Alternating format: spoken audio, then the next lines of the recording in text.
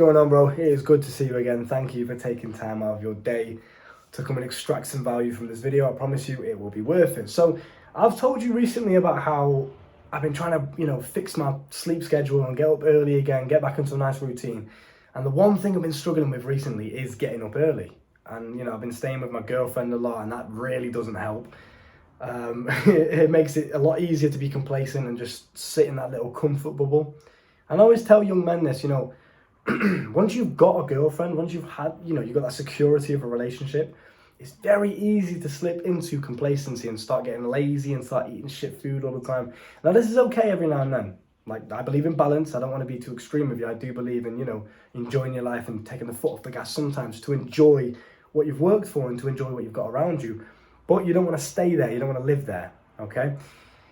But, you get into this mindset of, oh, well, what's the point? What's the point in waking up early and building and going out in the rain and running with no top on and, going to the gym first thing? What's the point in building this empire if I've already got the woman, if I've already got basically that completion of masculine life? I have the feminine energy in my life. I don't really need anything else. That perfectly balances me out. Sometimes you might slip into that mindset. Now, that's dangerous. You want to make sure that you are, still focusing on your goals, on your purpose, on your mission, whatever you want to call it. You're still striving towards your own personal development as well. The thing that actually made her attracted to you in the first place, right?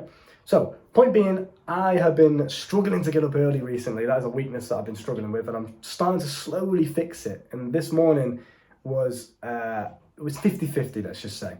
So I set my alarm for 6. I woke up at 6, I got up, I started meditating and I started visualizing. And I had some music on. I like to listen to music. Certain songs trigger certain frequencies when you visualize, and it really just enhances the visualization. So I was listening to music while I was doing my visualizations this morning at 6 when I planned to get up, right? So it all was successful so far. It was all going well so far. And I lay back in my bed and I close my eyes when there's certain songs and I start visualizing, just getting myself in a nice positive mindset for the day. And guess what happened? I fell back asleep. Because naturally I've just woke up and I was tired still, and I was like, my eyes were, dropping, falling asleep. It was very hard to get my eyes open. So I fell back asleep for another 2 hours and woke up at 8 a.m. instead. So obviously this is, in my eyes, technically a failure. I wanted to get up at 6 and start my day at 6, but I fell back asleep for an extra 2 hours. That's me. I failed in that situation, right? I didn't do what I said that I wanted to do. Now, I could have just got up this morning at 8 a.m. with an extra 2 hours sleep and just thought, well, let me just crack on with the day now. Let me just, do what I was going to do before. That's fine. It's completely healthy. There's nothing wrong with that. I like to operate with as much professionalism as I absolutely can in every single realm. So when I do wake up and if I do make a mistake, if I've said that I'm going to do something and I don't do it, I want to an extent, punish myself for it. So when I woke up this morning at 8 a.m., although I already, I woke up at 6, I still did the things I said I was going to do. So half of it was done, I just failed and fell back asleep. So it was 50-50. So usually when I punish myself, if I don't wake up at the time I set for myself, I do 100 push-ups first thing in the morning if I've failed, right? So I'll get that positive momentum being built up again by the push-ups. It's okay, I failed, I woke up at the wrong time, I slept in a bit late. Instead of dwelling upon it and put myself in this negative frame, I'll just get up and start punishing myself with those push-ups straight away, 100 push-ups, boom. So I did 50 this morning because I let myself off. I was like, right, you got up at 6, you did your visualizations, you just accidentally fell asleep, right? I'm much a mistake, but it is what it is. So I did 50 push-ups first thing, and then I just got straight back on the grind. Now, because I've been staying with my girl the past couple of days, well, the past week or something like that, I lost track of time now, it's been a while. You kind of slack a little bit like I was mentioning before, and you don't even realize it's happening until it's too late. Now, I've still been doing everything that I need to do. I've still been getting all my tasks done. I've still been making a lot of money. I've still been doing very well for myself, but it just doesn't feel to that satisfactory feeling that I would get if I was at home in my normal routine. Do you understand that? I don't know if you've ever been on holiday or if you've just been away from your house on your normal routine, you've been away somewhere, and it's just not quite the same satisfaction level as if when you're at home. It's like doing a home workout isn't the same satisfaction level as going to the gym, right? It's that kind of feeling. So naturally I was in this lower state of what I'm normally at, this lower potential of what I'm normally operating on. So I was going to get in the cold shower as well this afternoon, or lunchtime-ish, whatever. And again, like the little excuses start kicking in, the little pussy thoughts start kicking in, the comfortable thoughts start kicking in because you've been lazy the past couple of days. You've weakened that mental strength muscle. It's gotten weaker because you've got to keep it. You've got to keep it active. You've got to keep it sharp. Otherwise, you're gonna lose it, right?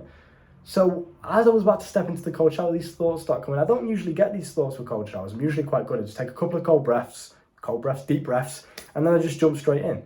But this time I was being a pussy about it. I was like, just have a hot, nice bath instead. Do you know what I mean? It's like, what are you on about, bro? But it's interesting because I noticed that obviously I did it and got in the cold shower anyway, committed to it regardless, and I got it done. And afterwards, and at this point I've already hit a workout. I did a nice little home workout, did some push-ups, did some dumbbell curls with my my dumbbell over there. And I did my community posts on YouTube. I had a really productive morning this morning, even though I woke up later than I expected.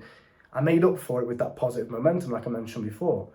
But one thing I noticed is that when you ignore those excuses in your mind, when you ignore those kind of weak thoughts, those bitch thoughts, whatever you want to call them, and you just do the tasks that you know you should be doing anyway, right? You've got tasks that you set out for yourself every single day that will get you closer to your goals. Working out is going to get you in better shape, right?